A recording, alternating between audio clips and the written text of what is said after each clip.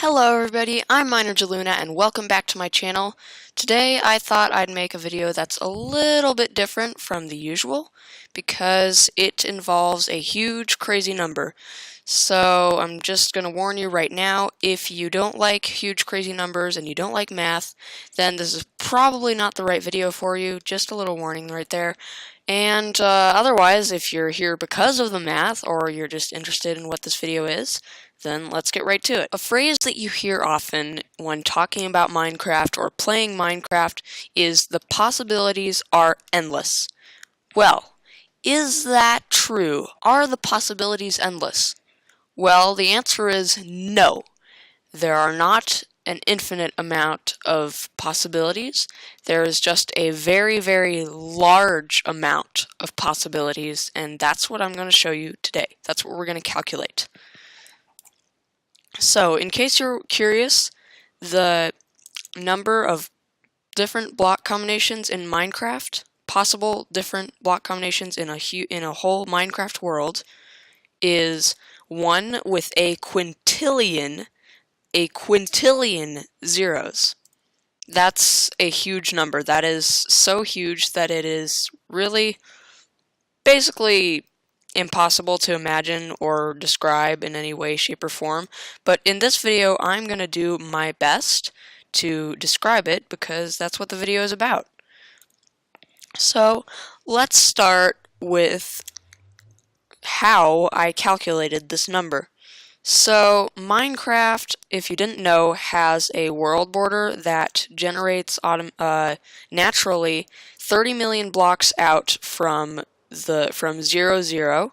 So since the world generates 30 million blocks out on each side, that means it's 60 million blocks wide total. So it's 60 million by 60 million, which means that the total number of blocks you can place in a Minecraft world is 60 million times 60 million, or 60 million squared, times 256, which is the world height limit, which I have currently reached by getting to the top of these beacon beams. I cannot place a block higher than this, although I'm not going to try to show you that because that would take forever. So you multiply all those numbers together and you get the number 921 quadrillion. Now you're just going to have to trust me on that, or you can put it into a calculator and see for yourself. But you will get 921 quadrillion, which already is a pretty darn big number. But that is not the number of different combinations of blocks possible in Minecraft. Now that number is a lot bigger. So 921 quadrillion is the number of blocks you can place in a single world, and that is going to be very important for this next bit. So next, I counted all the blocks in Minecraft that were available in the creative inventory that could be placed no matter what. So no, it doesn't matter if they are placed above water or inside water or at the world height limit or on the bottom layer. It doesn't matter, they will always be possible to place, and here they are. There are 138 of them, and if I wasn't sure about a block, I left it out. Now you will notice some duplicates here because some of these are monster eggs and some of these are the regular block, but those are all of the blocks. And so if I wasn't sure about a block, I left it out, so that means that this number is definitely a lot higher than the calculations I made, but we're going to stick with this rough estimate. So next, let me give you an example because you might be a bit confused about what exactly I mean by block combinations.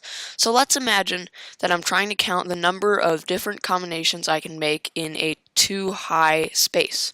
So right here, the amount of combinations I can make in this space, and let's imagine that the only blocks that exist inside Minecraft are dirt and cobblestone. So just imagine that the other blocks in my inventory do not exist and that the only possible blocks are dirt and cobblestone.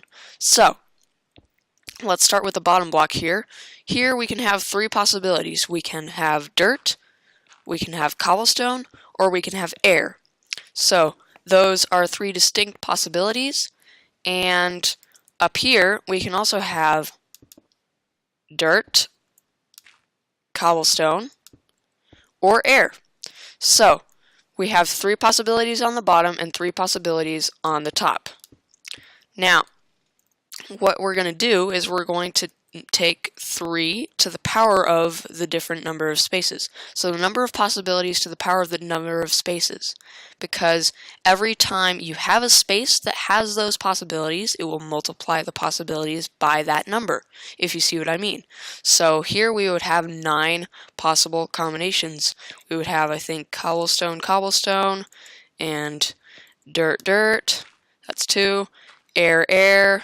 And then you can have dirt, cobblestone, and cobblestone, dirt. So that's 5. And then dirt, air, or dirt, air like this, and cobblestone, air, or cobblestone, air like this. And as you see, we have gone through 9 block combinations.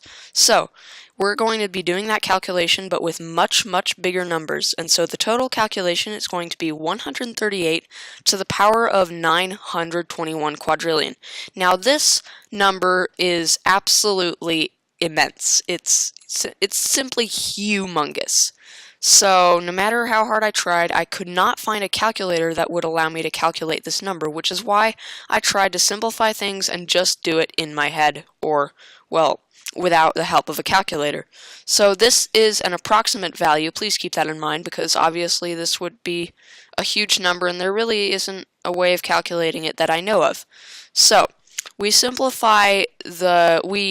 bring the 138 down a little bit to 100, just 100, and let's just say instead of 921 quadrillion, we get 900 quadrillion, okay? So that'll be a lot easier for us to figure out. Now, next, we want to turn the 100 into 10 squared, because if you didn't know, 10 squared equals 100, but I assume you knew that, otherwise you probably wouldn't be watching a video that is full of math like this.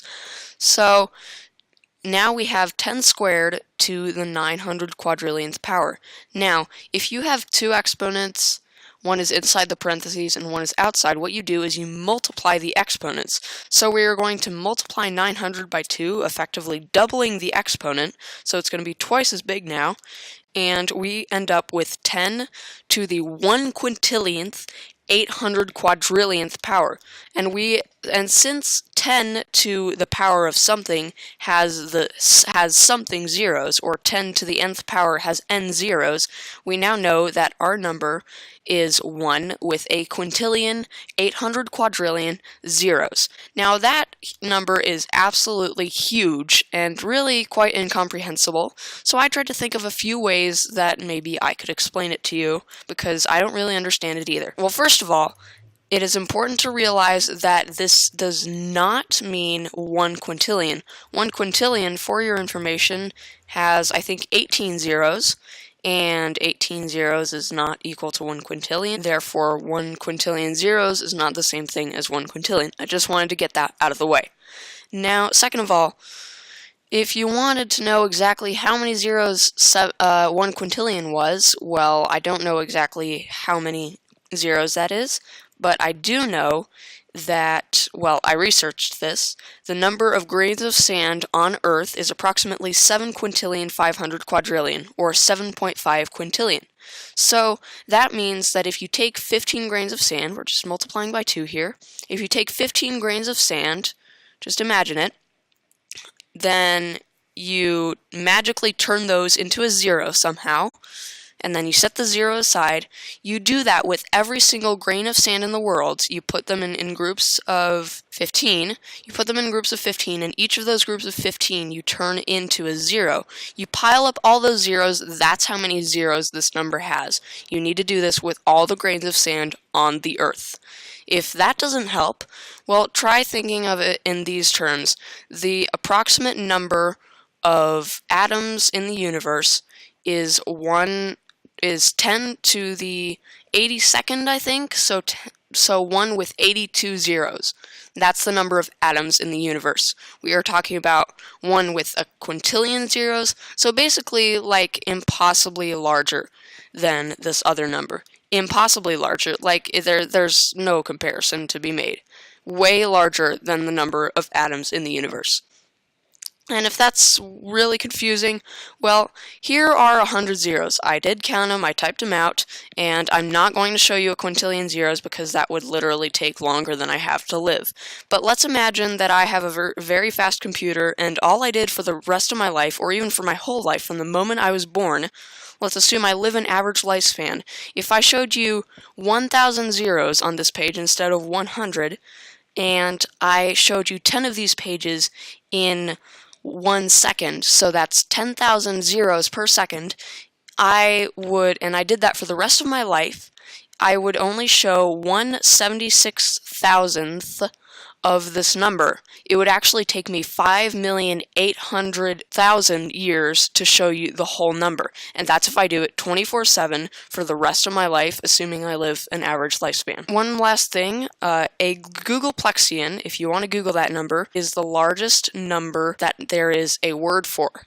And one with a quintillion zeros is a lot bigger than that number. So if that doesn't help you try to imagine how huge this number is, then I don't know what will. In any case, sorry if I couldn't help you understand or if you're completely lost. I hope you enjoyed the video.